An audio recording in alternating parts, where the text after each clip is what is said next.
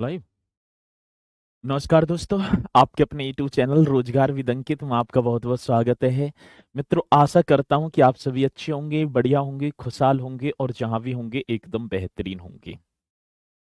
सुबह के बज चुके हैं 9 और आप सभी को पता है कि 9 बजे एक बहुत बेहतरीन हमारी सेवक और पायलट बैच में हिस्ट्री की क्लास स्टार्ट होती है, जैसे कि आप बाकी दिनों से करते भी आ रहे हैं। तो जल्दी से एक बार सभी जुड़ जाएंगे। Mohini Gautam, good morning sir ji, good morning. आपकी स्वीकार है। पप्पू जी हमारे साथ हैं। संतोष सुरेंद्र होंगे। गौरव कुमार है, good morning dear sir ji, good morning. अंकित जी भी हमारे साथ, तो सभी जो है जुड़ चुके हैं। निखिल शर्मा है, राहुल कुमार जी हैं, नरेश पाल। तो जल्दी से एक बार सभी जो जुड़ेंगे और फिर हम अपने इस सेशन को स्टार्ट करेंगे। मेरे प्यारो, टॉपिक जो हमारा चल रहा था आप सभी को पता है कौन सा टॉपिक है सर? तो वो चल रहा था महाजनपदों का उदय। और महाजनपदों की भी यदि मैं यहाँ पर विस्तार डालूं महाजनपद की तरफ, तो महाजनपद में जो सबसे पहला जो महाजनपद है तो उसके बारे में होगा, मतलब उल्लेख जो किया गया जिसका नाम था मगध साम्राज्य। कल मैंने पढ़ाया मगध साम्राज्य में जो सबसे पहले वंश आया है हर्यक वंश। उसके बाद मेरे प्यारों शिशुनाग वंश तक हमने कंप्लीट करा दिया। और शिशुनाग वंश के बाद आता है एक नंद वंश, आपने पढ़ा होगा। कौन सी वंश की बात है सर जी? तो हम डाल देंगे नंद वंश। इस तरीके से आपको डाल देना है, ठीक है। कौन सा वंश है? तो सर नंद वंश, ये आप बताएंगे। नंद वंश आप डालेंगे बहुत बढ़िया तरीके से, नंद वंश। चलो, अब नंद वंश के बारे में मैं आपको बताता चलूंगा, क्योंकि नंद वंश से भी संबंधित क्वेश्चन है वो पूछे जाते हैं। चलो मित्रों, नंद वंश के यदि मैं संस्थापक की बात करूंगा तो महापद्म नंद यहाँ पर उल्लेख निकल कर आता है, महापद्म नंद का। पुराणों की बात करूं तो ये सबसे ज्यादा जो महापद्म नंद होगा, सबसे ज्यादा एक शक्तिशाली राजा था नंद वंश का, और इसे पुराणों में शूद्र बताया गया है, ठीक है ना। इसी के साथ आएगा घनानंद। और घनानंद के बाद मित्रों, जो घनानंद की मृत्यु कर देता है कौन? चंद्रगुप्त मौर्य चाणक्य की सहायता से। तो मगध साम्राज्य में एक और नए वंश का उदय होता है, और जिसका नाम पड़ता है सर जी मौर्य वंश। मौर्य वंश से यहाँ पर हम पहले एक बार सिकंदर को भी करते चलेंगे, क्योंकि सिकंदर से संबंधित जो क्वेश्चन है वो परीक्षा की दृष्टि से बहुत ज्यादा इंपोर्टेंट होते हैं, तो उन्हें भी हम करते चलेंगे। चलो, यदि मैं संस्थापक की बात करूंगा, क्या होगा नंद वंश का? यदि संस्थापक जिसके बारे में मुझे उल्लेख मिलता है तो मैं बताऊंगा सर जी आप कर देना संस्थापक महापद्म नंद। कौन सा होगा? तो सर जी आप बता देना महापद्म नंद। इस तरीके से लिखेंगे महापद्म, ठीक है ना, पद्म नंद, ये आपको बताना है महापद्म नंद। और यदि महापद्म नंद के समय की बात होगी तो सर जी 344 बीसी से लेकर, ठीक है ना, 322 बीसी तक ये गद्दी पर बैठा है। नाम क्या होगा सर जी? महापद्मनंद। इस तरीके से आपको कर देना है। क्वेश्चन पूछा जाएगा तो हम निश्चित तौर पर बताएंगे और करेंगे भी, ठीक है। चलो मित्रों, पुराणों के अनुसार महापद्मनंद एक शूद्र शासक था। यदि बात होगी, किसकी बात होगी सर? पुराणों की बात होगी। तो आपको बताना है, यदि क्वेश्चन पूछा जाएगा तो आप निश्चित तौर पर बताएंगे। जो 18 पुराण हैं, तो हम बात करें पुराणों के अनुसार, किसके अनुसार की बात है सर जी? तो पुराणों के अनुसार महापद्म नंद। कौन से नंद की बात होगी? तो आप बताएंगे सर महापद्म नंद एक शूद्र शासक था। कैसे शासक की बात की गई है यहाँ पर? एक शूद्र शासक था। ये क्वेश्चन बड़ा बेहतरीन होगा। आता है क्वेश्चन तो हम निश्चित तौर पर बताएंगे। पुराणों के अनुसार महापद्मनंद क्या है भैया? एक शूद्र शासक था जो नंद वंश का सबसे शक्तिशाली शासक बना। यदि मैं बात करूं ये नंद वंश का, ठीक है ना, वे नंद वंश का, कौन सी वंश की बात है सर जी? नंद वंश का सबसे शक्तिशाली शासक। नंद वंश का कैसा होगा? तो आप बताएंगे सर जी नंद वंश का सबसे शक्तिशाली शासक था। सबसे शक्तिशाली, तो आप बता देना सबसे शक्तिशाली शासक था कौन? तो महापद्म नंद जी के बारे में यहाँ पर बात हो रही है, जो 344 बीसी से 322, और पुराणों के अनुसार महापद्म नंद एक शूद्र शासक था और नंद वंश का सबसे शक्तिशाली शासक हुआ, ये आपको बताना है।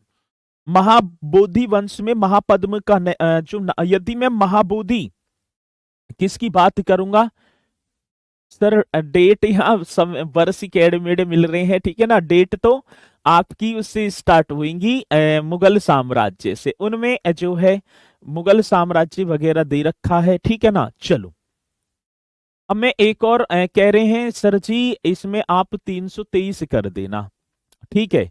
चलो बहुत बढ़िया, 323 तो करूंगा, लेकिन जो घनानंद जो आएगा ना वो 322 में, मतलब मौर्य साम्राज्य की, वो कुछ माह तक गद्दी पर बैठा है, और मौर्य मतलब कि फिर किसने, चंद्रगुप्त मौर्य ने उसकी हत्या कर दी, फिर मौर्य साम्राज्य आ जाता है 322 ईसा पूर्व से 185 मतलब कि ईसा पूर्व तक, तो मैं, ठीक है ना। तो ये जो होगा वो 322 ही दे रखा है, ठीक है। पुराणों के अनुसार महापद्म नंद कैसा है सर जी, एक शूद्र शासक था। महाबोधि वंश में महापद्म नंद का नाम क्या मिलता है, उग्रसेन। ये भी क्वेश्चन बड़ा बेहतरीन है, तो आप बताएंगे सर जी, यदि क्वेश्चन आएगा तो हम बताएंगे महाबोधि कौन से वंश की बात है सर, तो महाबोधि वंश में, कौन से वंश में, महाबोधि वंश में महापद्म नंद का नाम किसकी बात है सर जी, महापद्म नंद का जो नाम है वो क्या मिलता है, महापद्म नंद का नाम उग्रसेन मिलता है। ये भी क्वेश्चन बड़ा बेहतरीन है, यदि मुझसे पूछा जाएगा उग्रसेन किसका नाम था, तो आप बताएंगे सर जी महाबोधि वंश में महापद्म नंद का नाम उग्रसेन, कौन सा, तो उग्रसेन मिलता है। ये भी क्वेश्चन बड़ा बेहतरीन है, उग्रसेन मिलता है, तो आप बताएंगे बढ़िया तरीके से, यदि क्वेश्चन आएगा तो निश्चित तौर पर बताना है। महाबोधि वंश में महापद्म नंद का नाम क्या मिलता है, उग्रसेन मिलता है। पुराणों में इसे एक शूद्र शासक बताया गया है और नंद वंश का सबसे शक्तिशाली राजा भी होगा। मेरे प्यारो, यदि मैं बात करूं कि महापद्म नंद कौन से की बात होगी सर, जो ये महापद्म नंद है ये उत्तर भारत का प्रथम ऐतिहासिक शासक था, ठीक है ना। कौन सा था, तो आप बताएंगे प्रथम ऐतिहासिक, एक ऐसा शासक था जिसने, मेरे प्यारो यदि मैं बात करूं विंध्यन पर्वत के दक्षिण से लेकर, कौन से पर्वत की बात है सर जी, जो विंध्यन पर्वत पड़ता है उसके दक्षिण से लेकर, मतलब दक्षिण में पताका फहराने वाला, दक्षिण तक पताका फहरा दिया किसने, तो हम बताएंगे सर जी महापद्म नंद ने। तो उसका तो कोई सार नहीं है ना, वो पूछा जाता है। मेरे प्यारो, यदि मैं बात करूं पुराणों में महापद्म नंद को सर्व छत्रात्मक, क्षत्रियों का नाश करने वाला, और यदि मैं बात करूं तो किसकी बात होगी, तो आप बताएंगे परशुराम का, मतलब कि अवतार इनको माना जाता है। ये भी क्वेश्चन बड़ा बेहतरीन है, तो पुराणों में इस पॉइंट को तो आप लिखेंगे किसकी बात है सर जी, हम बताएंगे पुराणों में, ठीक है ना, किसमें, पुराणों में महापद्म नंद को आपको नोट कर देना है। पुराणों में महापद्म नंद को क्या बोला गया, ये सबसे ज्यादा इंपोर्टेंट क्वेश्चन है, सर्व छत्रात्मक बोला गया है। पुराणों में महापद्म नंद, पुराणों में महापद्म नंद को सर्व, ठीक है ना, क्या है सर जी, सर्व छत्रात्मक, ये आप बताएंगे सर्व छत्रात्मक बोलूं तो आप बताएंगे सर जी क्षत्रियों का नाश करने वाला, ये लिखा गया है, क्या करने वाला है, सर्व छत्रात्मक का मतलब है क्षत्रियों का नाश करने वाला, ठीक है ना, करने वाला। वे अब इसी में कर देंगे वे, और क्या होगा मेरे प्यारो, वे आप बताएंगे परशुराम का, ठीक है ना, परशुराम का अवतार, किसका, परशुराम का अवतार बताया गया है। ये पॉइंट सबसे ज्यादा इंपोर्टेंट है। आ जाए कि नंद वंश के किस शासक को परशुराम का अवतार कहा गया है, तो पुराणों की बात होगी ना, तो हम बताएंगे सर जी महापद्म नंद को, और सर्व छत्रात्मक भी किसे बोला गया है, तो आप बता देंगे महापद्म नंद को। ये क्वेश्चन आता है, इसे दूसरा परशुराम कहा जाता है। कौन सा परशुराम होगा सर जी, द्वितीय परशुराम किसे, तो हम बताएंगे महापद्म नंद को। तो यहां तक पॉइंट आपके समझ में आया होगा।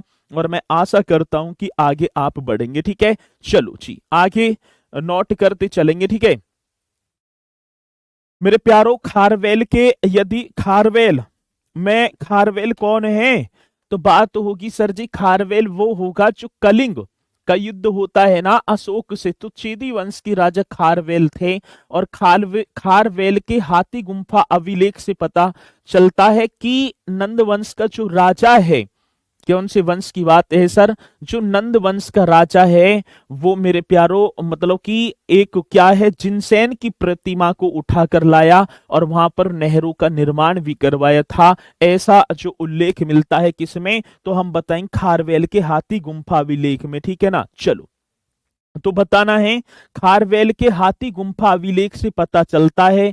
ये और मोस्ट इंपोर्टेंट क्वेश्चन है, तो आप बताएंगे खारवेल के कौन सा सर जी, खारवेल के हाथी गुम्फा कौन सा होगा, तो हम बताएंगे सर हाथी गुम्फा, ये बता देना है। हाथी गुम्फा अभिलेख से पता चलता है, बड़ा बेहतरीन क्वेश्चन होगा, हाथी गुम्फा अभिलेख से पता चलता है। किसकी बात है सर जी, ये नोट करते चलना है आप सभी को। खारवेल के हाथी जो गुम्फा अभिलेख की बात मैंने यहाँ की है, से पता चलता है कि नंद राजा ने कलिंग को जीता। ठीक है ना, किसने जीत लिया है, तो खारवेल के हाथी गुम्फा अभिलेख से पता चलता है कि नंद राजा, ठीक है ना, ऐसी तो लिखेंगे नंद राजा ने मेरे प्यारो, ठीक है नंद राजा ने कलिंग को जीता। कलिंग आज वर्तमान में कलिंग की पोजीशन की बात होगी तो हम बताएंगे ऐसे कर देना, कलिंग को जीता। तो आंध्र प्रदेश ओडिशा का जो क्षेत्र है कब ये कलिंग कहलाता था, क्या सर जी, जीता। ठीक है ना, ये कर देना है। नंद राजा ने किसको जीत लिया है, कलिंग को जीता एवं कलिंग में जिनसेन की प्रतिमा को उठाकर ले आया। ठीक है ना, कलिंग को जीता तथा तथा कलिंग से, ये भी आप लिख देंगे, तथा किससे सर जी, कलिंग से जिनसेन की प्रतिमा को, कौन सा, तो आप बताएंगे सर जी जिनसेन की प्रतिमा को उठाकर लाया। ठीक है ना, किसको उठा लाया भैया, जिनसेन की प्रतिमा को उठाकर, ये मोस्ट इंपोर्टेंट क्वेश्चन होगा, उठाकर लाया। और दूसरी एक और बात है, लाया तथा कलिंग में भैया नहर का निर्माण भी करवाया तथा कलिंग में, ये आप बताएंगे कलिंग की राजधानी थी तोसली, कलिंग में नहर का निर्माण करवाया। किसमें सर जी, कलिंग में नहर का निर्माण भी करवाया। तो ये क्वेश्चन मोस्ट इंपोर्टेंट है, निर्माण करवाया यदि पूछा जाएगा तो हम निश्चित तौर पर बताएंगे। ठीक है, चलो तो क्वेश्चन आज है कि कौन से अभिलेख में, तो खारवेल के हाथी गुम्फा अभिलेख से पता चलता है कि नंद राजा जो हुए हैं मेरे प्यारो, उसने कलिंग को जीत लिया। किसको, कलिंग को जीत लिया है। और फिर क्या होता है सर जी, कलिंग से जिनसेन की प्रतिमा को उठाकर लाया और कलिंग में एक नहर का निर्माण भी करवाया है। तो ये क्वेश्चन बड़ा बेहतरीन है और पूछा जाता है, तो आप बताएंगे। मित्रों आपने सुना होगा अष्टाध्यायी की रचयिता कौन है, कोई बताएगा मुझे, जल्दी से बताओ। अष्टाध्यायी की रचयिता स्पीड के साथ बताना है और देखूंगा कौन पहले बताएगा। सर जी अष्टाध्यायी, हाँ जल्दी से बता दो, अष्टाध्यायी के रचयिता स्पीड के साथ आप सभी को बताना है। अष्टाध्यायी के रचयिता कौन पहले बताएगा, अष्टाध्यायी के रचयिता सभी को बताना है। लाइट कम आ रही है बोर्ड पर, अच्छा तो जल्दी से बताएंगे अष्टाध्यायी की रचयिता, स्पीड के साथ आपको जवाब देना है। अष्टाध्यायी की रचयिता, अब यहां पर सर जी पाणिनि कर देना, बहुत बढ़िया, हैप्पी सिंह ने जवाब दिया। अष्टाध्यायी की रचयिता कौन थे मेरे प्यारो, तो आपने बताया सर जी पाणिनि, बड़ा बेहतरीन क्वेश्चन है। अष्टाध्यायी की रचयिता पाणिनि, ठीक है ना, महापद्म नंद के कौन से सर जी, आप इस तरीके से लिख देना है, महापद्म नंद के, ठीक है ना, महापद्म नंद के मित्र थे। बड़ा सुंदर सा क्वेश्चन होगा, महापद्म नंद के कौन थे, तो हम बताएंगे मित्र थे। तो क्वेश्चन क्या है, अष्टाध्यायी के रचयिता पाणिनि किसके मित्र थे, तो महापद्मनंद के मित्र थे और इनका जन्म गांधार की सालातूर में हुआ था। यदि पाणिनि के जन्म की बात करूं तो आप बताएंगे सर जी जो गांधार है, ठीक है ना, ये आप बताएंगे पाणिनि का जन्म यदि मुझसे पूछा जाएगा तो मैं तो बता दूंगा सर जी गांधार के सालातूर में। बड़ा सुंदर सा क्वेश्चन है, गांधार के सालातूर में हुआ था। गांधार के सालातूर में हुआ तो किसकी बात होगी, तो हम बताएंगे सर जी वो बात होगी आपकी पाणिनि की, ठीक है। और किसके रचयिता हैं ये, अष्टाध्यायी के रचयिता हैं, किसके, महापद्मनंद के क्या थे सर जी, मित्र थे। और मेरे प्यारो गांधार की सालातूर में इनका जन्म हुआ है। आ रही बात समझ में, तो यहां तक पॉइंट आपके समझ में आया होगा और आपने बताया बहुत बेहतरीन तरीके से। अब इसी के साथ मित्रों ये तो नंद वंश होगा। अब नंद वंश में अगला जो राजा होगा वो होगा घनानंद। कौन सा है सर जी, तो दूसरे राजा की बात होगी तो हम बताएंगे घनानंद आप करेंगे। कौन सा, घनानंद। अब भाई साहब घनानंद का समय नहीं दे रखा, ये बहुत कम मात्र समय के लिए गद्दी पर बैठा है घनानंद। यदि मैं बात करूं किसकी, घनानंद की, क्योंकि 322 बीसी में तो मौर्य साम्राज्य की स्थापना ही हो जाती है, चंद्रगुप्त मौर्य, ठीक है ना, गद्दी पर बैठ जाता है। तो घनानंद का क्या है, समय ना दे रखा। और महापद्मनंद के 8 पुत्रों में, ठीक है ना, यदि मैं बात करूं कितने पुत्रों की, 8 पुत्रों में सिकंदर की समकालीन था ये भी। किसके, क्योंकि भाई 8 पुत्र हैं, बड़ा पुत्र है घनानंद, सिकंदर के समकालीन होगा और बाप भी सिकंदर के समकालीन है। तो आप इस तरीके से लिख देंगे घनानंद, ठीक है। चलो अब बात एक और आती है, जब पिता राजगद्दी पर बैठा है तो उत्तराधिकारी के रूप में कार्यभार जो सौंपा गया था वो घनानंद के हाथों में ही था, ठीक है ना। पिताजी बूढ़े से हो रहे हैं। अब जैसे सपोज करो गद्दी पर तो बैठे हैं, लेकिन राजपाट कौन चला रहा था उस समय, घनानंद। लेकिन जब गद्दी पर बैठा है घनानंद पूर्णतः, तो उस समय भाई साहब मामला डिसमिस हो गया था। अब एक क्वेश्चन पूछा जाता है, सिकंदर का भारत पर आक्रमण घनानंद के समय हुआ था। ये क्वेश्चन बड़ा बेहतरीन है। जब सिकंदर ने भारत पर आक्रमण किया है तो सिकंदर का भारत पर आक्रमण, ठीक है, किसका सर जी, भारत पर आक्रमण, ये भी मोस्ट इंपोर्टेंट क्वेश्चन होगा। सिकंदर का भारत पर आक्रमण घनानंद के समय हुआ था, ठीक है। किसके सर जी, घनानंद के समय हुआ था, ये आपको बता देना है। वैसे तो उस समय जैसे महाजनपद थे सब पे आक्रमण कर रहा है सिकंदर ने, ठीक है ना, तो आक्रमण करता है।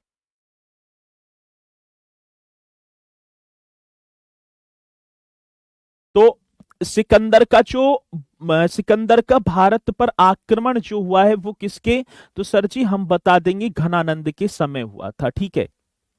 किसके समय, घनानंद के समय हुआ है। और मेरे प्यारो यदि मैं बात करूं, यूनानी जो लेखक हैं, यूनानी लेखकों ने घनानंद को अग्रमीज कहा था। तो ये मैं यही लिख दूंगा, इसके विषय में वैसे ज्यादा तो बात ना होंगी। तो यूनानी लेखक इस तरीके से लिखना है।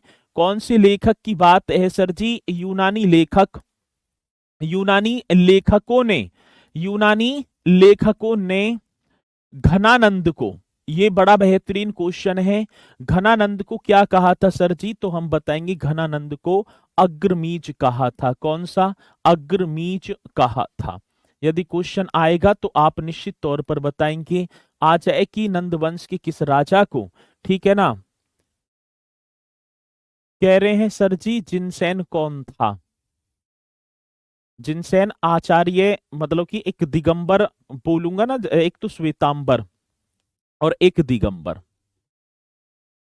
अब दिगंबर बोलेंगे तो दिगंबर यदि मैं बात करूं जो नग्न अवस्था में रहते थे, तो जिनसेन दिगंबर परंपरा के, यदि मैं बात करूं उस समय की बहुत बड़े या प्रमुख आचार्य थे।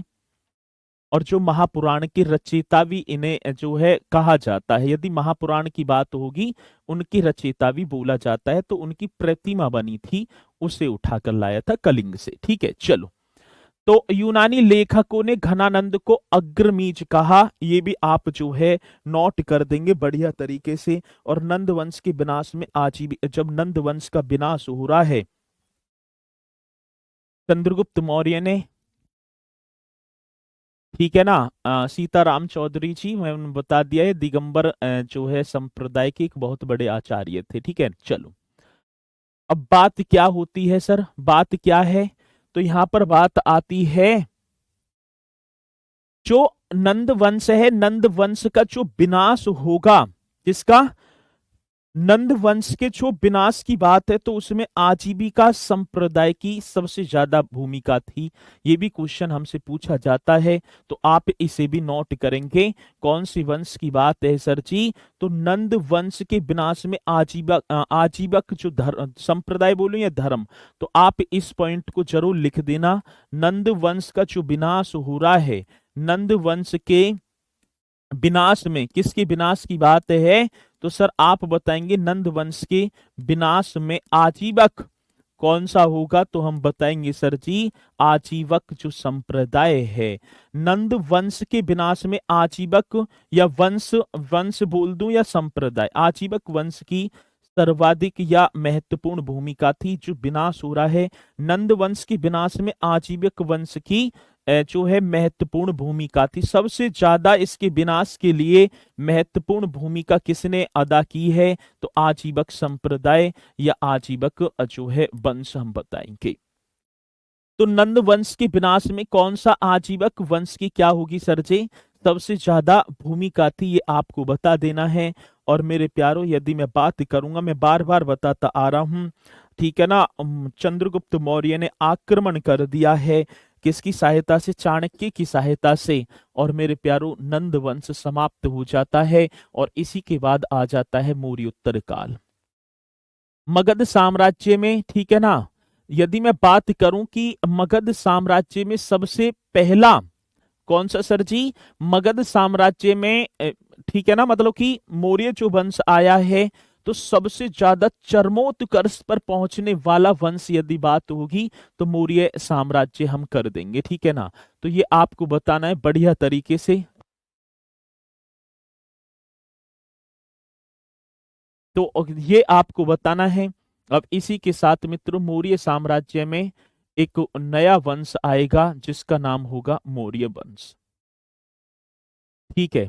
कौन सा होगा? तो हम बताएंगे मौर्य वंश आपको करना है। अब मौर्य वंश से पहले हम पढ़ते चलेंगे सर जी सिकंदर को, ठीक है। किसको? सिकंदर को हम पढ़ते चलेंगे बहुत बढ़िया तरीके से। तो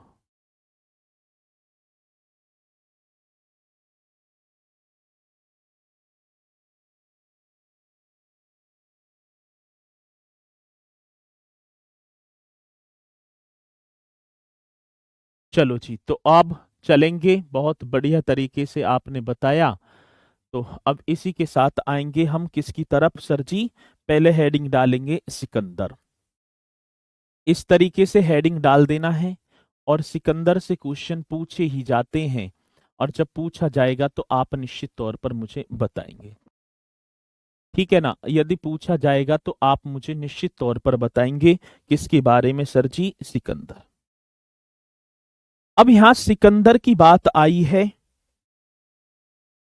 ऐसी कोई परीक्षा ना होगी जो सिकंदर से रिलेटिव कुछ ना कुछ ना पूछा गया हो। मित्रों सिकंदर एक मैसेडोनिया यदि मैं बोलूं, और वहां के क्षत्रप थे, फिलिप द्वितीय के पुत्र थे, जिनका नाम था क्या सर जी? सिकंदर। सिकंदर के आक्रमण के समय जो पश्चिमोत्तर भारत है वो दो भागों में बटा हुआ था, एक राजतंत्र और एक गणतंत्र। राजतंत्र का मतलब राजा का पुत्र राजा, और गणतंत्रात्मक बोलेंगे तो जो डेमोक्रेसी बोलेंगे तो जनता का प्रतिनिधित्व होता है, जनता के द्वारा चुना जाता है। सिकंदर का आक्रमण करना और भारत के इन क्षेत्रों को जीतना और आसान हो गया। क्यों? क्योंकि कहीं राजतंत्र है और कहीं क्या है? गणतंत्रात्मक शासन प्रणाली है। एक बार सिकंदर के जीवन परिचय के बारे में मैं यहाँ आपको लेकर चलूंगा, और ठीक है ना, और फिर जो है सिकंदर से रिलेटिव क्वेश्चन जो होंगे उन्हें हम पढ़ते चलेंगे। सर सिकंदर का जन्म कई बार पूछा जाता है और मुझे बताते भी चलेंगे। पिता का नाम भी पूछा गया, ये पूछा जाता है कितने समय तक रहा, ये सारी चीजें आपसे पूछी जाएगी। तो जन्म की बात होगी तो सर 356 बीसी, मतलब बीसी का मतलब क्या होगा सर जी? ईसा पूर्व, बिफोर क्राइस्ट, जिसे हम बोलेंगे 356 बीसी की बात है। 356 बीसी, ठीक है ना, ये आपको बताना है। पिता का नाम होगा सर जी फिलिप द्वितीय, यदि मैं पिता के नाम की बात करूंगा तो हम बताएंगे सर फिलिप द्वितीय। और ये कहाँ का शासक था? फिलिप द्वितीय आपको बताना है सर जी, ये मकदूनिया का शासक था। ये सबसे ज्यादा इंपोर्टेंट है। मैसिडोनिया उसे भूला जाता है, मकदूनिया का शासक कौन? हम बताएंगे फिलिप द्वितीय। आता है क्वेश्चन, आजे सिकंदर के पिता का नाम क्या है? फिलिप द्वितीय। और कहां का? मकदूनिया का शासक है। जन्म 356 बीसी हुआ। मेरे प्यारो, भारत पर विजय प्रस्थान की बात होगी। भारत पर जो विजय है, ये भी क्वेश्चन आता है, भारत पर विजय प्रस्थान। अब विजय मतलब कि विजय प्रस्थान का मतलब आक्रमण कब स्टार्ट किए हैं? तो भारत पर विजय प्रस्थान की बात होगी तो मुझे बताएगा कोई कब आक्रमण करने स्टार्ट किए हैं? तो आप बताएंगे सर जी 326 बीसी। मतलब कि 326 बीसी का मतलब होगा 326 ईसा पूर्व। ठीक है ना? भारत पर आक्रमण करना स्टार्ट कर दिया किसने? सिकंदर ने। और आता है कि भारत में स्वदेश प्रस्थान या भारत से स्वदेश प्रस्थान कब जाता है? ये भी क्वेश्चन बड़ा बेहतरीन है। भारत से स्वदेश, कौन से देश की बात होगी? भारत से स्वदेश प्रस्थान आप बताएंगे तो हम बता देंगे सर जी 325 ईसा पूर्व। कितना? 325 ईसा पूर्व आप सभी को बताना है। कौन से ईसा पूर्व की बात होगी सर? 325। तो अब ये पूछा जाता है भारत में रहने की अवधि, ये भारत में कितने समय तक रहा है?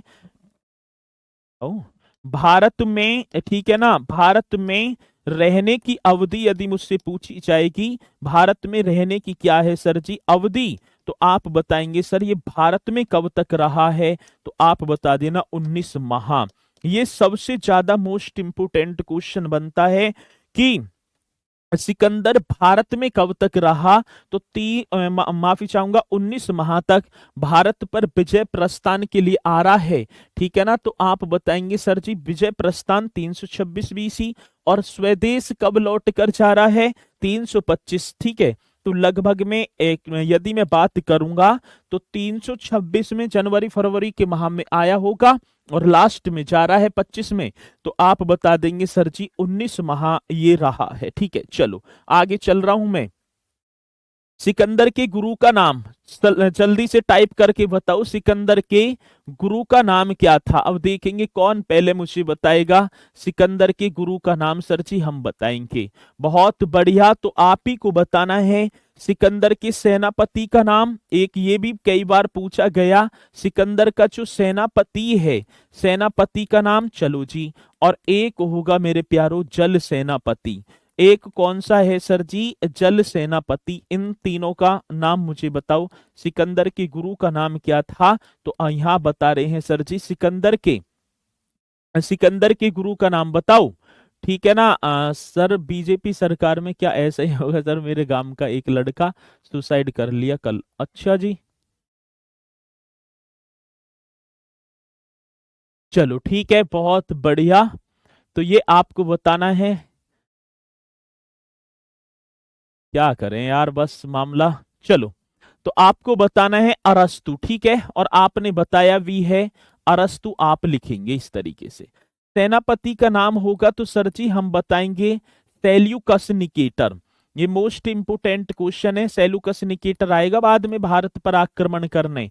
ठीक है, जल सेनापति की बात होगी तो हम बताएंगे सर जी निरियाकस। इस तरीके से लिख देना है, क्या? निरियाकस। गुरु का नाम अरस्तु, सेनापति का नाम सेल्यूकस निकेटर, और एक जल सेनापति भी है जिसका नाम होगा निरियाकस। क्या होगा सर जी? निरियाकस। घोड़े का नाम जो है बुक कैफला, वकु कैफला, वुड कैफला ऐसे दे रखा है कई कई जगह, तो आप उसे लिख देंगे। ठीक है, चलो जी। सिकंदर मेरे प्यारो यूनान में पड़ता है, ये मकदूनिया। सिकंदर, यदि मैं बात करूं, यूनान के मकदूनिया का शासक बना है अपने पिता की मृत्यु के बाद। और ये भी पूछा जाता है कब बना है, तो मतलब बता देना है। यदि क्वेश्चन आएगा मतलब कि गद्दी पर कब बैठा है, तो 20 वर्ष बाद 336 बीसी में गद्दी पर बैठ जाता है। कौन सर जी? तो बात होगी यहाँ पर सिकंदर की। यदि क्वेश्चन आएगा तो आप बताना है।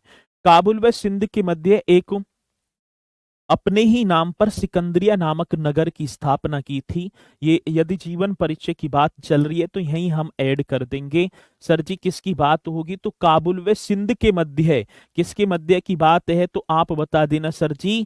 काबुल एवं एवं क्या है सर, सिंध के मध्य है। मोस्ट इंपोर्टेंट क्वेश्चन होगा, काबुल एवं सिंध के मध्य है। मध्य सिकंदरिया, कौन सा होगा सर जी, सिकंदरिया नामक, ये आप ही को बताना है। सिकंदरिया नामक नगर की स्थापना, सिकंदरिया नामक क्या होगा, तो हम बताएंगे नगर की स्थापना। मोस्ट इंपोर्टेंट क्वेश्चन आपके सामने, सिकंदरिया नामक नगर की स्थापना स्थापना की थी किसने, सिकंदर ने। तो क्वेश्चन पूछा जाएगा सिकंदरिया जो नगर है ये किसके मध्य, तो काबुल व सिंध के मध्य है, और इस नगर को सिकंदरिया अपने नाम पर ही रख दिया। तो आप बताएंगे सर जी सिकंदर ने है नगर बसाया। ये क्वेश्चन आते हैं और आएगा तो आपको बताना है, ठीक है ना। और ये मकदूनिया कहाँ पड़ता है, यूनान में पड़ता है, और अपने पिता की मृत्यु के बाद सर जी सिकंदर, ठीक है ना। अरे किसका शिष्य था, अरस्तु का ही तो है शिष्य। अब मैंने यहां लिख दिया, अब मैंने यहां लिख तो दिया गुरु का नाम क्या है। अब अरस्तु का शिष्य उल्टा कर देंगे भैया, कैसे करोगे, ठीक है। ये छोटे छोटे, एक से छोटे छोटे तो ये क्वेश्चन है, और इन्हें भी ना करोगे तो फिर तो मामला बेकार है, ठीक है। तो यदि मैं नंद वंश के शासकों की बात करूंगा, मोहम्मद आजिम जी, तो यदि मैं पूरे इतिहास को लाऊं खंगोल के, ठीक है ना, तो उसमें कोई है भी ना ज्यादा, लेकिन दोनों का उल्लेख कर रखा है, महापद्मनंद और जो घनानंद, जो हमारे लिए इम्पोर्टेंट हैं, ठीक है। तो उन पर हम विस्तार डालते चलेंगे। अब ऐसे तो मैं लिखवाऊं जो है आठन के उसके पुत्र के नाम भी लिखवाऊंगा, आप भी बोर फीलिंग होंगे, मुझे भी ना मजा आएगा, और जब कोई औचित्य ही नहीं है ना हमारी परीक्षा की दृष्टि से इम्पोर्टेंट, तो उन्हें करना भी कोई जो है अच्छा भी ना है, ठीक है। सिकंदर का शिष्य सर, सिकंदर का शिष्य का नाम, सिकंदर का शिष्य कौन है, ठीक है। ऐसा तो कहीं ना दे रखा सिकंदर के शिष्य, ये तो दे रखा है कि जो है सिकंदर किसका शिष्य था, अरस्तु का, ये आपको बताना है, ठीक है। चलो मेरे प्यारो, सिकंदर सिंधु नदी व खैबर दर्रे को पार करके भारत पहुंच जाता है, तो ये आप बताएंगे, ठीक है ना। तो ये मतलब पूरे ही करोगे, चलो। अरस्तु के गुरु का नाम था प्लेटो, और जी के प्लेटो के बाद प्लूटार्क, किस तरीके से चलते आ रहे हैं वो, ठीक है। चलो अब बात आती है, अपने टॉपिक पर आ जाओ, जो टॉपिक है ज्यादा इंगे तिंगे मत भगो, ठीक है, सारी चीजें हो जाएंगी। सिकंदर की बात होगी मेरे प्यारो, सिकंदर सिंधु नदी, कौन सी नदी की बात है, सिंधु नदी व खैबर दर्रे को पार करके, कौन सा दर्रा है सर, खैबर दर्रा, या दर्रा को पार करके क्या है सर जी, पार करके भारत पहुंचा। ये मोस्ट इंपोर्टेंट क्वेश्चन आपके सामने होगा, पहुंचा, तो आपको बताना है कौन, सिकंदर सर जी किसको, सिंधु नदी को, और किसको मेरे प्यारो, सिकंदर सिंधु नदी और खैबर दर्रे को पार करके भारत पहुंच जाता है, और भाई साहब अब भारत में आक्रमण स्टार्ट कर देता है, कई राजाओं को पराजित करता है। और यदि मैं युद्ध की बात करूंगा तो सबसे ज्यादा इंपोर्टेंट जो युद्ध होगा हाइडे स्पीच का युद्ध होगा, ठीक है ना। इस तरीके से लिख देंगे सर जी, हाइडे स्पीच, ठीक है, कौन सा, हाइडे स्पीच बोलेंगे, और एक और बोलेंगे बितस्ता, ठीक है ना। या मैं इसे ही बोल दूंगा, कौन सा होगा सर जी, बितस्ता, इस तरीके से लिखना है, बितस्ता का युद्ध, हाइडे स्पीच या बितस्ता का युद्ध आपको बताना है, ठीक है ना। मतलब कि हाइडे स्पीच का युद्ध होगा, या क्या होगा, बितस्ता का युद्ध, अरे एक सेकंड रुक जाओ, हाँ चलो, या कौन सा युद्ध होगा, बितस्ता का युद्ध, नाम दोनों का एक ही होगा, और पूछा जाता है तो आपको बताना है, ठीक है ना। तो किस किस के मध्य होता है, हाइडे स्पीस का युद्ध बोलूं या बितिस्ता का युद्ध, तो आप बताएंगे सर जी, एक पंजाब के राजा होंगे, ठीक है ना, कहाँ के हैं सर जी, पंजाब के राजा पोरस, पंजाब के राजा और राजा का नाम क्या है? पोरस। पंजाब के राजा पोरस, इस तरीके से लिख देना है। वे सिकंदर के बीच, मेरे प्यारों, वे किसके बीच होता है? सिकंदर के बीच होता है। और विजयी कौन होता है इसमें? बीच, मेरे प्यारों, यदि मैं बात करूंगा, सिकंदर इसमें विजयी हो जाता है, जीत जाता है युद्ध को। कौन से युद्ध में? अब ये भी पूछा जाता है कौन सी नदी पर, ये कौन सी नदी पर लड़ा गया? तो ये क्वेश्चन आता है कि हाइडे स्पीस या बितिस्ता का युद्ध पंजाब के शासक या राजा पोरस व सिकंदर के बीच कौन सी नदी? तो हम बताएंगे सर, झेलम नदी के तट पर यह युद्ध होता है। यदि बात होगी कौन सी नदी की, तो मैं तो बता दूंगा सर जी, आप झेलम नदी कर देना। क्या? झेलम नदी कर देना। ठीक है, चलो जी। पौरस जो पंजाब का राजा है, पौरस को जब बंदी बनाकर सिकंदर के समक्ष पेश किया जाता है, तो सिकंदर ने पूछी कि आपके साथ क्या वर्ताप किया जाए? इससे पूछा जाता है पोरस से, बंदी बना लिया है युद्ध से ही, जो सिकंदर के सामने प्रस्तुत किया गया, पेश किया गया, तो सिकंदर ने बोला किससे? पौरस से, कि आपके साथ क्या वर्ताव किया जाए? तो पोरस ने कहा कि ऐसा वर्ताव करना जैसा एक राजा दूसरे राजा के साथ करता है, जैसा कि एक राजा दूसरे राजा के साथ करता है। इसी से आहत होकर सिकंदर ने बाई इज्जत बरी कर दिया और इनका साम्राज्य इन्हें उन्हें लौटा दिया। किसे? तो आप बताएंगे सर जी, राजा पोरस को। ये क्वेश्चन आते हैं तो आप बताएंगे। ठीक है, चलो जी मित्रों, सिकंदर की सेना अब नंद वंश की तरफ बढ़ रही है।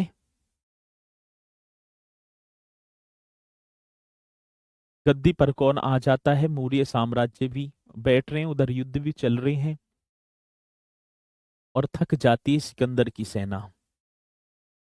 पूछा जाता है कि सिकंदर की सेना ने किस नदी को पार करने से इंकार कर दिया?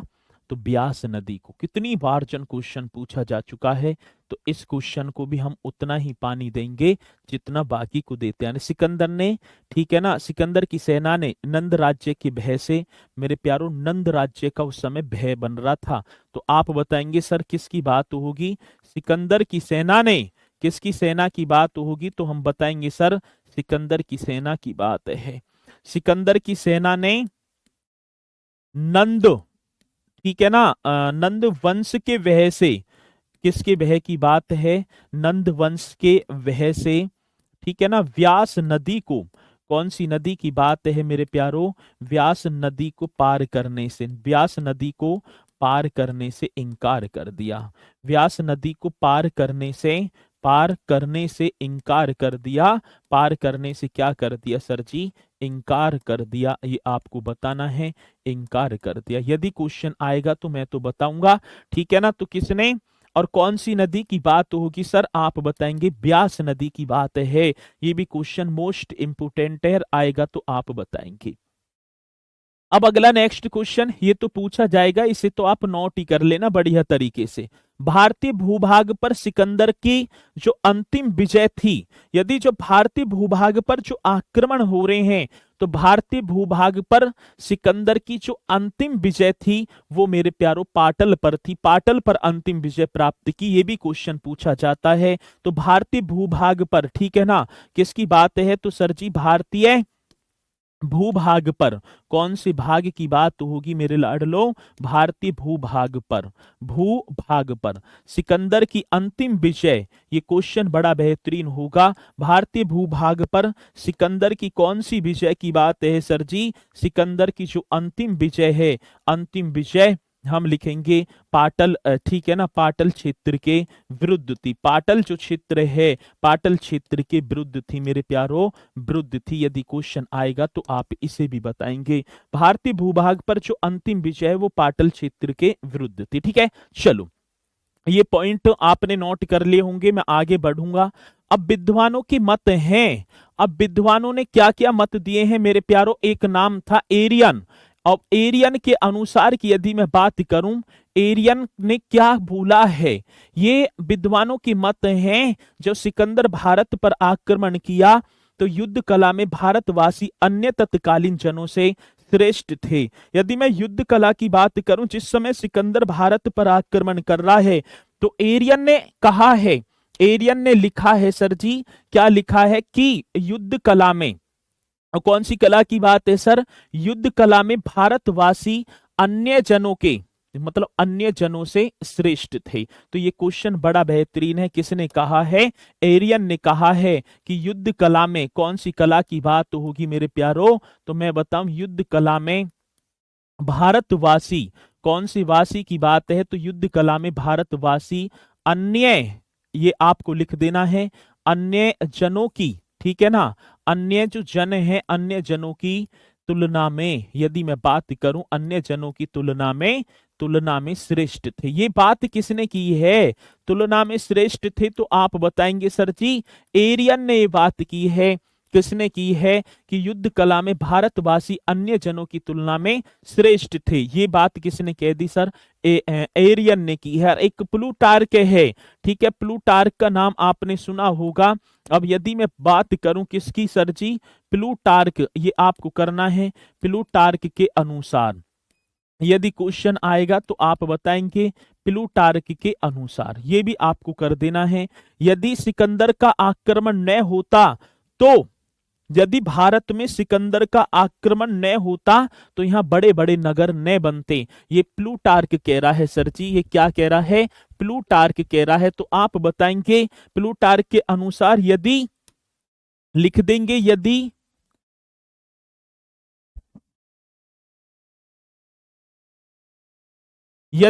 ठीक है ना, यदि बात तो होगी प्लूटार्क के अनुसार, यदि सिकंदर का आक्रमण न होता, किसकी बात है सर जी? सिकंदर का आक्रमण न होता, तो आपको लिख देना यदि सिकंदर का आक्रमण न होता, ये आप लिखेंगे बढ़िया तरीके से, आक्रमण न होता तो यहां बड़े बड़े नगर न होता, तो यहां बड़े बड़े, आप लिखेंगे यहां बड़े बड़े नगर न बनते। तो यहां बड़े बड़े क्या होगा सर जी? बड़े बड़े नगर न बनते। तो ये भी आपको बताना है, न बनते। यदि क्वेश्चन पूछा जाएगा तो आप इसे भी निश्चित तौर पर बताएंगे बहुत बढ़िया तरीके से। और ऐसा क्वेश्चन मेरे प्यारों परीक्षा में पूछा जाता है, जब पूछा जाएगा तो आप भी बताएंगे, ठीक है? चलो जी,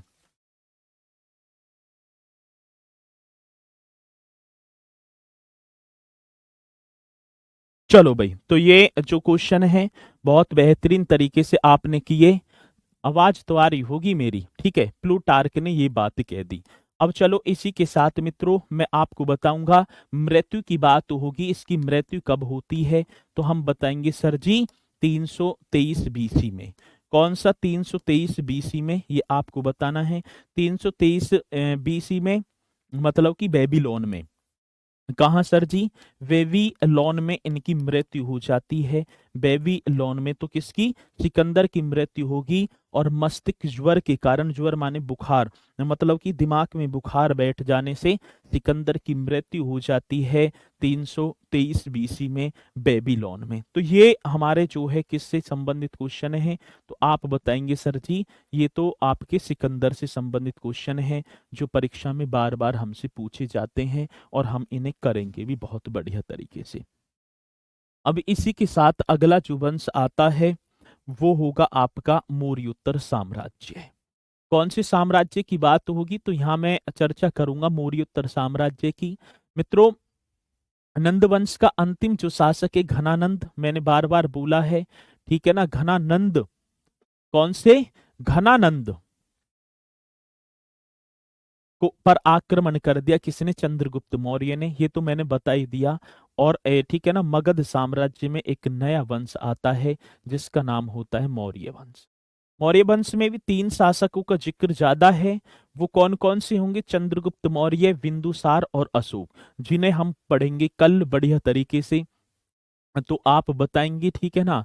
अब भैया ऋषभ मिश्रा कह रहे आर्यन कौन थे? तो मैंने पढ़ा दिया है, आर्य सभ्यता चली है, ठीक है ना। पीछे के क्वेश्चन ने आगे ना पूछेंगे कि आर्यन कौन थे, ठीक है। चलो, तो लखनऊ चलो अभियान कब से अच्छा शुरू हो रहा है, तो वो शाम को बताएंगे, ठीक है ना। वैसे तो कल का टाइम है, चलो तो कल हम एक बार जो है सर शाम को वीडियो बनाएंगे, मैं इस पर कुछ ना बोलूंगा, तो सर ही बताएंगे, ठीक है। चलो तो इन्हें करना बहुत बढ़िया तरीके से, और मौर्य साम्राज्य आप हेडिंग डालकर रख देना। तो कल जो हमारा होगा वो होगा मौर्य साम्राज्य। तो इसी के साथ मित्रों मैं अपनी वाणी को दूंगा विराम। तो सभी बच्चे बोलेंगे सर जी जय हिंद जय भारत।